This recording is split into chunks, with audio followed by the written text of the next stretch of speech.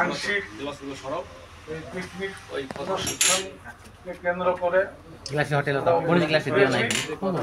আসলে এটা রাজনীতিক ভোটের সময় একটা রাজনৈতিক দলের জাতীয়তাবাদী দল বিএনপি একটা আলোচনা সভা হয়ে গেছে।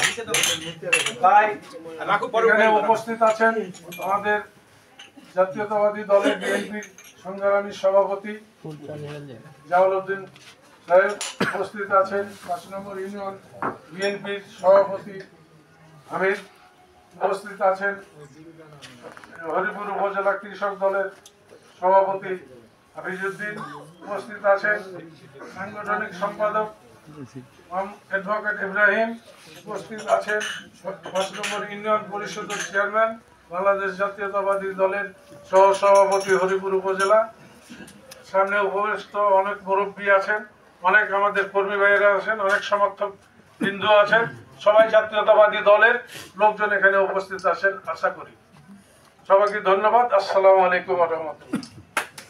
আপনারা জানেন আমি কিন্তু একটু ব্যতিক্রম ধর্মের লোক, আমি যা বলি দল করি। কেউ আগে এসছে, কেউ পিছনে আসছে দলে, কেউ পিছনে এসে বড় নেতা হয়ে গেছে, কেউ আগে থেকে অচল হয়ে গেছে, সেও দল করে আগে থেকে। দলের এখন মধু আসছে, এখন বহু নেতা দেখা যাবে। যেদিন রাস্তায় দাঁড়াতে পারছিলাম না, যেদিন কেস মামলায় পালিয়ে বেড়েছিলাম, সেদিন অনেক নেতা ছিল না। এগুলো হিসাব করলে চলবেন সভাপতি সাহেব, যারা আপনারা বহুমত দেখছেন, বহুমত দেখছেন যে দলের লোক নয় তাকে দলের বানিয়ে দিচ্ছেন। এসব থেকে বিরত থাকবে। দল শক্তিশালী আছে, বিএনপি হরিপুরের মাটিতে থাকবে। আরেকটা কথা, আপনারা গুজাবে কান দিবেন না, আর গুজাব করে বেড়াবেন না। হাত পুকুরে কয়জন জামাতের লোক আছে আপনি বাইর করে দিতে পারবেন কেউ? কিন্তু জামাত হয়ে গেছে এসব কথা। কিছু কিছু জায়গাতে জামাত আছে, দুই এক জায়গাতে, কিন্তু মালদা এলাকায় একটা কালারিং করা হচ্ছে। এইসব কথা থেকে বিরত থাকবে। মালদা বিএনপি করে 80% লোক, 90% লোক জাতীয় পার্টি করতো, জামাত করতো। ওই মির্জা রুহুল আমিন সাহেব জাতীয় পার্টি করছে, আপনাকে নিয়ে গেছে। আমরা অন্য কিছু করলে এত চলে যায় কেন? হুঁশিয়ারি হয়ে কথাবার্তা বলবেন যারা রাজনীতি করবেন।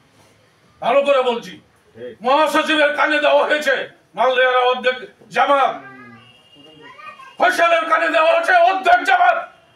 যে বেটারা বলছেন এদের মুখ কাটা চুলা মারা বলছি, যদি জানতে পারি ওদের প্রমাণ। হুঁশিয়ারি বাংলার বেশিরভাগ 80% বিএনপিতে আছে, জামাতে গেছে সেটাকে আমরা শুধরে নেওয়ার চেষ্টা করব। এই সামনে যে নির্বাচন আসছে, সরকার যে বিএনপি আসবে এটা সবাই জানছে। জামাত কয়টা সিট পাবে সাধারণ লোক এটা হিসাব করতেছে। সেহেতু আমাদের অধিকার, আমরা বিএনপিতে না থেকে অন্যদিকে যে আমাদের অধিকার যদি হারায়, মেয়ে ছেলের পিছিয়ে ঘুরছে জামাত, বৈঠক করছে। আপনারাও দল করেন, আপনারাও দলে আসেন, আপনারাও টাকা খরচ করেন, দলে দলে কর্মী পাঠান, মহিলাদের কাশিয়ারা থেকে আপনারা ক্যান্ডিডেট হবেন। কেন পয়সা খরচ করেন না? আপনারা দোষ দেন, মালদারা খুল্লি বৈঠক করে মহিলারা। আপনারা কেন নেতৃত্ব দিতে আসবেন? আপনার পাশে চাপ নেই কেন পয়সা খরচ করা? আমি তুলা ভাইকে চিনি না, আমি ফয়সাল ভাইকে চিনি না, আমি ডাক্তার সালামের গোলামি করি না, আমি কোনো কাউরি গোলামি করি না, আমি এক জাতীয়তাবাদী দলের গোলামি করি। আপনারা ভালো চাইলে দলকে সুসংগঠিত করেন, দলে আছেন, দলের দায়িত্বে আছেন, ভুয়ো কথাবার্তা বলে বেড়ান না, দলকে সুসংগঠিত করার চেষ্টা করেন। আমরা সবাই ছোট বড় যারা আছে আশা করি সবাই বিএনপির পক্ষে থাকবে, আছে। আগামীতে দেখিয়ে দিবে সুষ্ঠুভাবে ভোট হলে এলাকা এলাকা দেখাবে। নেতৃত্ব যে এলাকাতে যারা দেন সেই এলাকার নেতৃত্ব দিতে বলবেন। আপনি হলেন দলের প্রধান, আপনি দলের প্রধান, আপনি নেতৃত্ব দিবেন।